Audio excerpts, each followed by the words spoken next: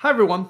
Today I'm going to be discussing foreign affairs in the early years of the United States, beginning with the presidency of Thomas Jefferson and continuing on through the presidency of James Monroe. So Thomas Jefferson became president after the election of 1800. Jefferson was a pacifist and came to subscribe to Washington's policy of neutrality. Thus, immediately upon taking office, Jefferson began to shrink the size of the Army and the Navy. However, challenges overseas forced Jefferson to bend his principles and get the United States more and more involved in foreign policy. So the first major challenge originated with pirates from the North African Barbary states. The Barbary pirates had demanded bribes from the United States in order to guarantee the protection of U.S. merchant ships that were trading in the Mediterranean. Both Washington and John Adams had paid these bribes to the Barbary pirates, but now the Pasha of Tripoli was demanding even more protection money. Jefferson, unwilling to pay, was reluctantly thrown into war with Tripoli in order to protect American free trade in the Mediterranean. Now, the war lasted 4 years from 1801 to 1805, and in the end, it resulted in a peace treaty with Tripoli. Though the war didn't constitute a major victory for the United States, it did help the young country gain more respect overseas. A much larger issue involved the beginning of the Napoleonic Wars. So the French Revolution of the 1790s had allowed Napoleon Bonaparte to come to power in France by 1799. The ascension of Napoleon would lead to over a decade of warfare in Europe that would continually test Jefferson's commitment to pacifism and non-interventionism. The first example of this involved the Louisiana Territory in 1802. So Spain transferred the Louisiana Territory to France and revoked America's right of deposit in New Orleans, which had been negotiated as part of Pinckney's Treaty in 1795. The seizure of the Louisiana Territory by Napoleon was very alarming to the United States, who feared war with France in order to regain access to New Orleans. So Jefferson dispatched James Monroe with orders to purchase New Orleans from France. Instead, the American ambassadors were offered the entire Louisiana Territory for the price of $15 million. So the Louisiana Purchase in 1803 ended that standoff over New Orleans, but it was just going to be the beginning of American tensions with Europe, which is going to continue to grow and grow as the decade progresses. So by 1804, Jefferson had been reelected, and Great Britain and France were locked in a struggle for control over Europe in the Napoleonic Wars. So the United States wanted to remain neutral and trade with both countries, but neither European power was willing to allow American ships to trade goods with their rival. So both France and Great Britain began to stop American ships and seize American vessels. However, Great Britain's navy dominated the seas at this time, so they were viewed as the greater threat to American neutrality. Even worse, the British continually impressed American seamen. So impressment was the practice of kidnapping American sailors and forcing them to work in the British Navy. Over 6,000 U.S. citizens were taken off of American ships between 1808 and 1811, a clear threat to American neutrality and the rights of U.S. citizens abroad. So things get worse in 1807 when a British warship fires on an American ship only 10 miles off the coast of Virginia. This incident became known as the Chesapeake Affair, and it outraged Americans, many of whom were now calling for war. Now, Jefferson responds instead by passing the Embargo Act. So the Embargo Act forbade the export of all U.S. goods to foreign countries. Jefferson reasoned that warring European nations were dependent on American exports, and that eliminating these exports would not only keep the U.S. out of the war, but also force European countries to acknowledge American rights at sea. Unfortunately, the Embargo Act was a complete disaster.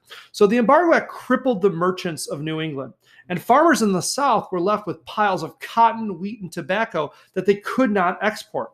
So thus, the Embargo Act actually harmed the U.S. economy far more than the European countries that it was actually trying to punish. So the public outcry finally led to a replacement law known as the Non-Intercourse Act, which was passed in the final days of Jefferson's presidency. The Non-Intercourse Act reestablished American trade with all countries of the world except France and Great Britain. So in 1808, James Madison was elected the next president. Madison was a Democratic Republican and a disciple of Thomas Jefferson. Madison continued Jefferson's policy of peaceful coercion when it came to dealing with France and Great Britain. And we can see this continued policy with Macon's Bill number 2. However, despite these efforts, the British would continue to oppress American sailors, and these violations of U.S. sovereignty and neutrality would be one of the major reasons for the War of 1812, which would break out during Madison's presidency. So a second cause of the War of 1812 concerned the United States' relationship with Native Americans in the Ohio River Valley.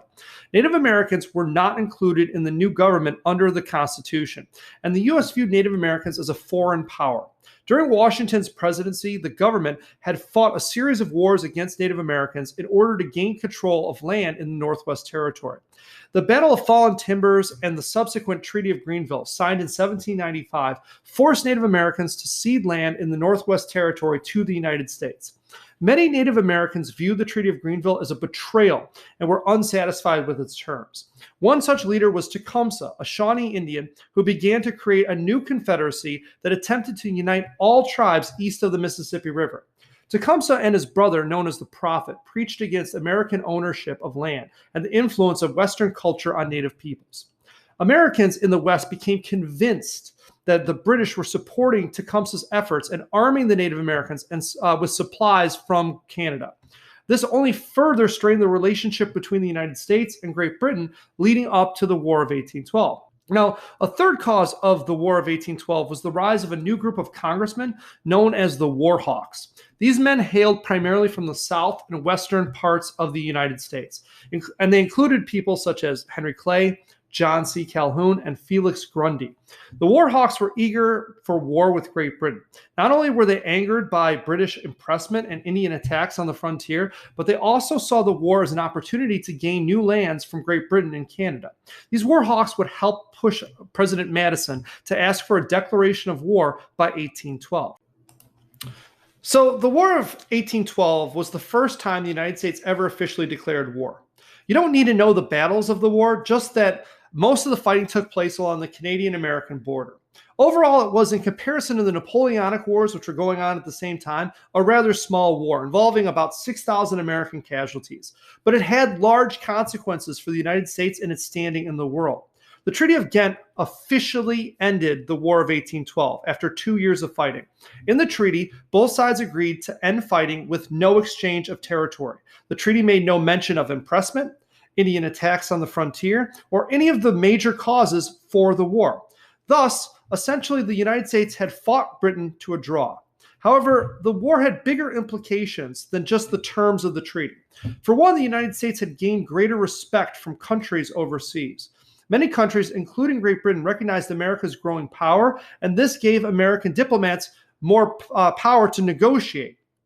Tecumseh's Confederacy was defeated at the Battle of Thames during the War of 1812, which crushed any hope of a lasting Indian Confederacy in the Northwest Territory. This development allowed Americans to turn their sights on westward expansion and migration in the years following the war. So these developments encouraged Americans to take bolder action overseas, and maybe the most significant step in establishing America as a serious world power was the creation of the Monroe Doctrine in 1823. After the Napoleonic Wars, European monarchies were interested in regaining control of former colonies in Latin America. Americans feared that attempts to regain control of these colonies would threaten the spread of democracy and embroil Americans in future European wars. Great Britain was also alarmed by European monarchies, such as Russia, Austria, and France's growing interest in the Western Hemisphere, because Great Britain had established lucrative trade with not only the United States, but also newly liberated Latin American countries. Like the United States, Great Britain did not want to see Latin American republics taken over by European rivals. And so the British foreign minister approached the United States and proposed a joint proclamation denouncing European involvement in the Western Hemisphere. Not wanting to limit their own expansion in Latin America and not entirely trusting the British, the Secretary of State, John Quincy Adams, instead pushed the president at the time, James Monroe, to issue the proclamation without the British. Thus, in 1823, James Monroe issued the Monroe Doctrine, one of the most important foreign policy decisions in American history. So the Monroe Doctrine warned European countries from colonizing or interfering in the Western Hemisphere, and it established the United States as the protectors of democracy in the Western Hemisphere, a role that the United States would increasingly embrace as it became more powerful. Though the United States was still relatively weak militarily in 1823, European powers begrudgingly accepted the Monroe Doctrine because it had the support of the British Navy. While not happy that the Americans had made the proclamation on their own, it was in Great Britain's interest to support it because it protected their trading rights in the Americas. So the Monroe Doctrine would dictate American foreign policy for the rest of the century. It was first and foremost an attempt to maintain neutrality. Americans at the time believed that by keeping European countries out of the Western Hemisphere, they could more easily prevent themselves from being drawn into European wars. Additionally, it reflected the growing nationalism that emerged in the United States after the War of 1812. The Monroe Doctrine represented a pride in the Republican system at the heart of the American experiment. Seen in its strong stance against colonization, the Monroe Doctrine would be embedded in American foreign policy for many, many, many years to come, and even today. See you later.